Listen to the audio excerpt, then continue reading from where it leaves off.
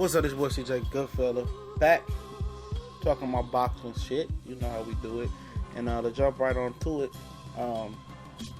Shawn Porter actually spoke on, Mayweather saying the other welterweights are ducking Errol Spence. And in a nutshell, basically he said, the only person ducking Errol Spence is Kell Brook. He been basically holding Errol Spence's career for the IBF belt for how long? And absolutely he is right. And he goes on to say that my status indicates that I get top 1, 2, or 3 or 1 through 3 type money, or fighter or caliber fighters right now. And like I'm saying, there's nobody knocking on that door to fight Errol Spence. Berto spoke on it, saying most guys just want him to pay his dues, but golly, somebody step up and fight the man. I remember Keith Thurman was in the same position, and then Robert Guerrero kind of made him look kind of human towards the end of that fight, and then he started getting people that wanted to go in there with him, especially after Collazo landed that body shot, and the fight kind of funnily ended, and people started making insinuations that it was fixed. And maybe Errol Spence is going to have his vulnerable moment for people to jump in the ring. And the Porters were in their mouth said, well, we always wanted the Kell Brook rematch. He ain't going to take a rematch. And it was a close fight in my opinion, him and Kell Brook. But maybe Shawn has a point. Shawn is no longer in the top 10 in the IBF. I think he's 6 in the WBC and 6 in another belt category. Forget the belt, the WBA maybe. And he's looking to fight top 2 or 3 type people in the sport. And for Errol Spence, he's definitely, not getting any breaks anytime soon.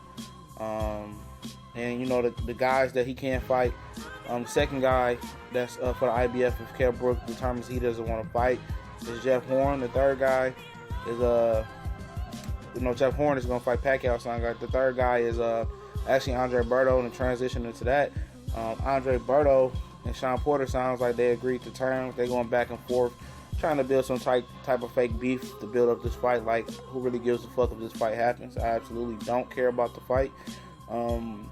But it's the fight. It's better than what we was getting in summer 2016, and I think it was 2015 or 14. So it is a fight. But Shawn Porter, I really never really cared for his style. It's very sloppy, and just it's not a clean style. It's not a crowd pleasing style for me. Personally, I'm a guy that like boxing and fundamentals, and Shawn Porter has no fundamentals.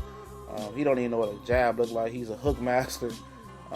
But he's aggressive, he tries, and I like him as a person, but his style I'm just not a big fan of. And Berto, he has all the athletic ability in the world, speed, power, but just lacks overall skill and technique.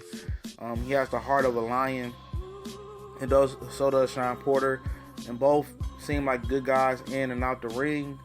So, for them to make this paper and make this fight happen, of course I would support the fight. Like Berto since he came out, but just lacks some technique and some skills and some fundamentals.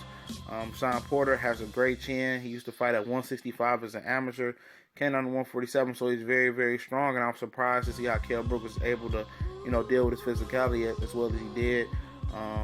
This fight might end in a knockout. Probably Shawn knocking him out. Depends how he wants to do it. But I was very pleased to say I like the way Keith and Shawn Porter styles mesh. Shawn looked pretty rugged, but it was a clean, good fight. A lot of clean, good shots landed. Looking forward to